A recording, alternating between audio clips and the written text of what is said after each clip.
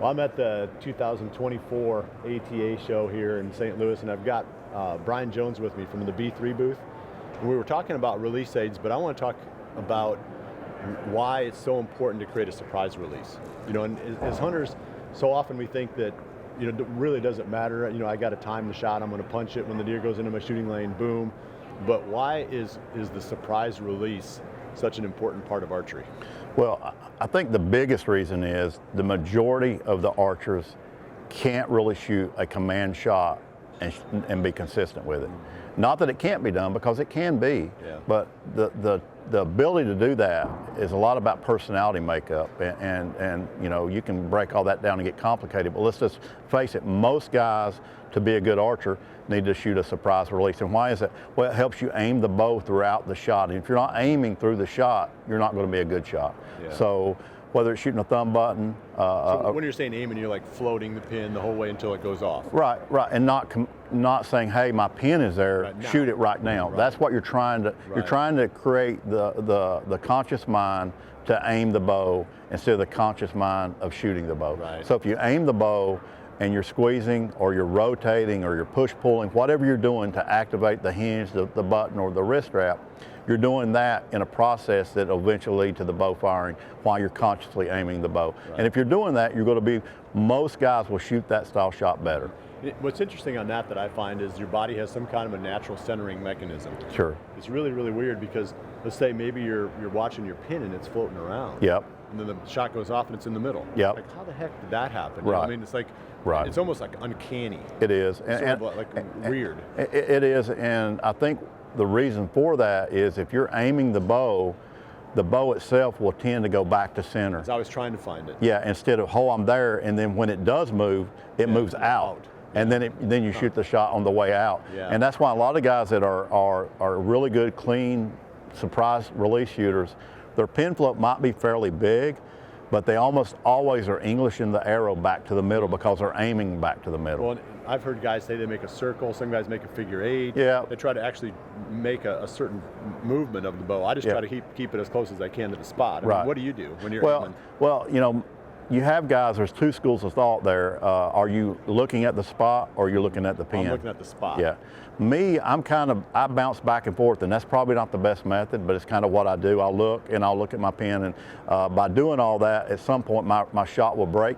And I think the reason I do a little bit of that is my 3D days, because when you're shooting 3D targets, now they have all these lenses and clarifiers that you have a little more reference, but you know, I grew up when you didn't have that, so you're more trying to figure out exactly where you were. Something's blurry and something's not. And so that was a little more complicated, but most of the guys are focusing on one of those two things, the pin or the target, and they're trying to control the shot through a slow process of squeezing, aiming, push pulling. And you have some guys that actually command shoot, and there's a few of those guys that do it well, but if we're talking about the majority of the people in this industry that love the sport of archery, the majority of them can't shoot that style of shot.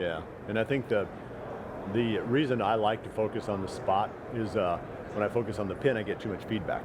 Because I'm seeing that pin move around too much. When I focus on the spot, it's not moving. Absolutely. And the pin, it seems to settle down a little bit. It's a little less panic in the shot. Because even though we're squeezing the shot, if people tell you they have no target panic, everybody's got a certain level of it, because if not, we'd all just put the pin in the middle and smash the trigger. You know, so even though we're squeezing, we're trying to do that to try to keep relaxed and keep the conscious mind feeling like it's comfortable. Doing something other than controlling the timing. Absolutely. So we're really kind of tricking. I know Randy Ulmer used to tell me I want the left hand and the right hand not to know what the other one's thinking about.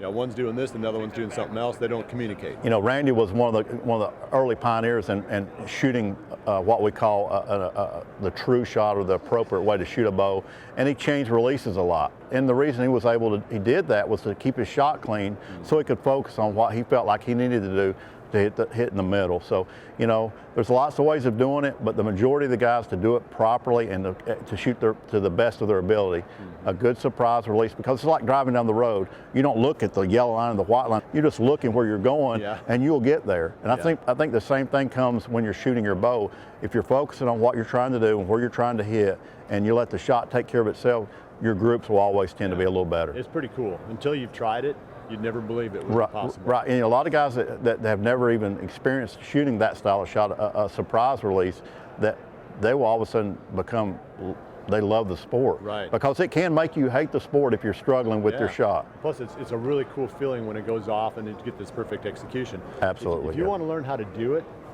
you get to full draw and have somebody pull the trigger for you. Absolutely. Yeah. You'll know what a surprise shot is. You get, if you can do that, at first it's going to freak you out, but if you keep doing it until it becomes a normal sensation, then your central nervous system has been reprogrammed, and now you can handle that. Absolutely. That style. And I think guys, Bill, you guys are educating the guys out there. If you're having problems with your shot, there's so many ways of looking up stuff, online or to your local pro shop, but don't give up on the sport.